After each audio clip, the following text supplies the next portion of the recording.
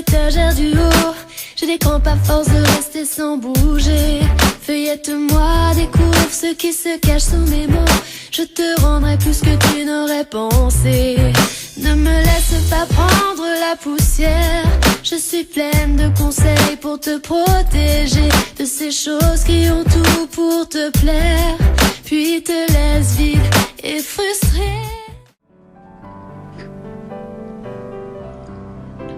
Leçon 7. En Christ. Dans les leçons précédentes, nous avons appris qu'il y a maintenant deux familles dans le monde. La famille d'Adam et la famille du Christ. Dieu nous voit comme étant en Adam si nous faisons partie de la famille d'Adam. Si nous faisons partie de la famille du Christ, il nous voit comme étant en Christ. Il te voit en Adam ou en Christ. Que veut dire être en Adam? Être en Adam, c'est partager tout ce qu'Adam était et ce qu'il a fait. Par nature, nous sommes tous en Adam, séparés de Dieu et esclaves du péché et de Satan.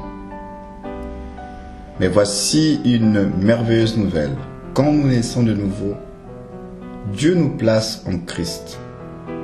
Nous ne pourrions pas le faire nous-mêmes, mais Dieu le fait pour nous. Et dès ce moment, nous sommes en Christ. Comment devenons-nous en Christ? Dieu nous y place. La Bible dit, « Or, c'est par lui que vous êtes en Jésus-Christ », selon 1 Corinthiens chapitre 1, verset 30. L'expression la plus précieuse de toute la Bible est cette petite expression « en Christ ». Cette expression ou son équivalent revient plus de 130 fois dans le Nouveau Testament. Voici quelques versets qui nous parlent de notre nouvelle position en Christ. 1 Corinthiens 1, verset 30 déclare « Or, c'est par lui que vous êtes en Jésus-Christ ». Dieu nous a bénis de toutes sortes de bénédictions spirituelles dans les lieux célestes en Christ. En lui, Dieu nous a élus avant la fondation du monde, selon Éphésiens chapitre 1, versets 3 et 4. Car nous sommes son ouvrage et ont été créés en Jésus-Christ pour de bonnes œuvres que Dieu a préparées d'avance afin que nous les pratiquions. Éphésiens chapitre 2, verset 10. Si quelqu'un est en Christ, il est une nouvelle créature. Les choses anciennes sont passées, voici, toutes choses sont devenues nouvelles. 2 Corinthiens chapitre 5, verset 17. Et nous sommes dans le véritable en son Fils Jésus-Christ. 1 Jean chapitre 5, verset 20. En qui nous avons la rédemption, la rémission des péchés. Colossiens 1, verset 14. Il n'y a donc maintenant aucune condamnation pour ceux qui sont en Jésus-Christ. Romains chapitre 8, verset 1er. À ceux qui ont été sanctifiés en Jésus-Christ. 1 Corinthiens chapitre 1, verset 2.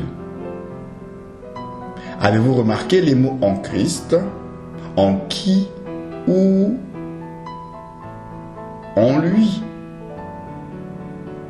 En lisant le Nouveau Testament, vous trouverez ces mots à plusieurs endroits. Que veut dire être en Christ? Être en Christ, c'est avoir part à tout ce que Christ est et tout ce qu'il a fait. La Bible dit que Dieu nous a bénis de toutes sortes de bénédictions spirituelles en Christ. Nous allons voir quelques-unes des bénédictions qui sont nôtres parce que nous sommes en Christ. Parmi ces bénédictions, nous sommes pardonnés. Parce que nous sommes en Christ, Dieu a pardonné tous nos péchés. La Bible dit, en lui, nous avons la rédemption par son sang, la rémission des péchés, selon Ephésiens 1, verset 7. En Christ, nous sommes justifiés. Que veut dire être justifié? Cela veut dire être déclaré juste. Comment sommes-nous justifiés devant Dieu? Nous sommes justifiés en Christ. Le Seigneur Jésus était parfaitement juste et maintenant Dieu nous voit juste en lui. Il a pris nos péchés pour que nous puissions avoir sa justice.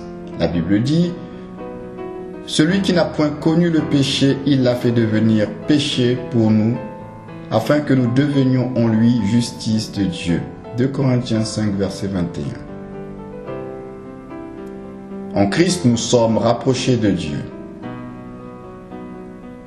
Comme pécheurs, nous étions séparés de Dieu et nous avions peur de venir en sa présence.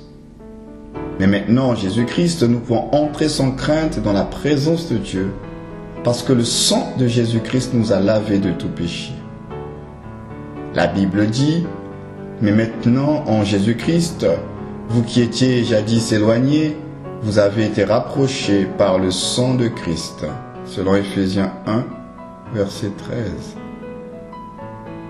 En Christ, nous sommes acceptés par Dieu. Avant d'être sauvés, nous étions ennemis de Dieu. Il nous accepte maintenant comme ses propres enfants. Pourquoi Dieu nous accepte-t-il? Parce que nous sommes en Christ. La Bible dit, à la louange de la gloire de sa grâce qu'il nous a accordée en son bien-aimé, c'est-à-dire en Christ. Ephésiens 1, verset 6. En Christ, nous sommes saints. Dieu donne un nouveau nom aux croyants. Il appelle les croyants saints en Jésus-Christ. Le mot saint, en parlant d'une personne, veut dire quelqu'un de sanctifié ou consacré à Dieu. Aux yeux de Dieu, chaque croyant est un saint en Jésus-Christ. En nous-mêmes, nous ne sommes pas saints, mais Dieu nous voit en Christ. Quand nous nous tenons devant Dieu, nous sommes dans la sainteté de Christ. Nous sommes saints en Christ. En Christ, nous sommes scellés. Nous sommes les enfants de Dieu et le ciel est notre destination. Dieu nous a placés en Christ et nous a scellés du Saint-Esprit. La Bible dit, en lui, vous avez cru et vous avez été scellés du Saint-Esprit qui avait été promis, selon Ephésiens 1, verset 13. En Christ, nous avons tout. Tout ce dont nous avons besoin pour vivre la vie chrétienne est notre en Christ. Nous avons tout en Christ. La Bible dit, car en lui habite corporellement toute la plénitude de la divinité. Vous avez tout pleinement en lui, selon Colossiens 2, 9 à 10. Nous n'avons vu que quelques-uns des versets qui nous disent ce que signifie être en Christ. En tant qu'enfants de Dieu, nous ne sommes plus en Adam, nous sommes maintenant en Christ. Alors, cela veut-il dire que nous ne pécherons plus jamais? Non. Dans la lettre que l'apôtre Paul a écrite aux croyants de Corinthe, nous trouvons certaines choses qui semblent difficiles à comprendre. D'un côté, Paul appelle ses croyants des saints, et il dit qu'ils sont sanctifiés, c'est-à-dire rendus saints en Jésus-Christ. De l'autre côté, dans la même lettre, Paul parle de péchés terribles dans leur vie. Certains d'entre eux étaient orgueilleux, d'autres se querellaient entre eux, et d'autres encore étaient coupables d'actes immoraux. Comment expliquer tout cela? Comment Paul pouvait-il dire qu'ils étaient saints en Christ quand ils ne vivaient pas comme des chrétiens doivent vivre? Pour répondre à ces questions, nous devons comprendre la différence entre notre position et notre condition. Quelle est notre position? Notre position est la façon dont Dieu nous voit en Christ. Cela comprend tout ce que Dieu a fait pour nous en Christ. Dieu nous a donné une position parfaite en Christ. Notre position est-elle toujours parfaite? Oui, toujours. Pourquoi? Parce qu'elle dépend de ce que Dieu a fait pour nous en Christ. Nous sommes en Christ et Dieu nous voit parfaits en lui. La Bible dit, car par une seule offrande, il a amené à la perfection pour toujours ceux qui sont sanctifiés, c'est-à-dire ceux qui sont en Christ, selon Hébreux chapitre 10, verset 14. Quelle est notre condition? Notre condition correspond à notre manière de vivre sur la terre. La Bible l'appelle notre marche. Notre condition est-elle toujours parfaite? Bien sûr que non. Pourquoi? Parce qu'elle dépend de ce que nous sommes en nous-mêmes. Nous sommes pécheurs. La Bible dit, si nous disons que nous n'avons pas de péché, nous nous séduisons nous-mêmes et la vérité n'est point en nous, selon 1 Jean chapitre 1, verset 8. Il nous sera utile dans notre vie chrétienne de nous rappeler que notre position est la façon dont Dieu nous voit en Christ, tandis que notre condition est la façon dont nous vivons sur terre. En Christ, nous sommes toujours parfaits aux yeux de Dieu. En nous-mêmes, nous sommes pécheurs. Cela veut-il dire que nous devons être satisfaits avec nos péchés? Non, loin de là. Dieu veut que notre vie de tous les jours corresponde à notre position en Christ. Nous sommes saints en Christ. Dieu veut que nous soyons saints dans notre vie de tous les jours, dans notre marche.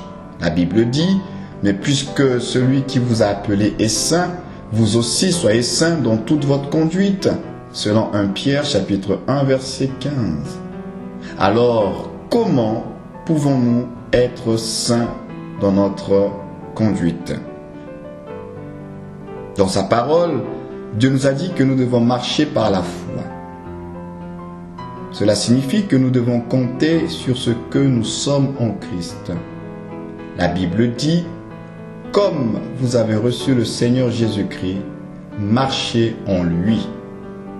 Selon Colossiens 2, verset 6. Alors voici maintenant un des grands secrets de la vie chrétienne. Quand nous voyons que nous sommes saints en Christ, nous devenons saints dans notre vie de tous les jours. Quand nous voyons que nous sommes des saints en Jésus-Christ, nous commençons à vivre comme des saints devraient vivre. Quand nous voyons que nous sommes vraiment les enfants de Dieu, nous commençons à vivre comme les enfants de Dieu devraient vivre. Si nous comptons sur ce que nous sommes, c'est-à-dire notre position en Christ, le Saint-Esprit va rendre cela réel dans notre vie, c'est-à-dire dans notre condition. Que Dieu vous bénisse.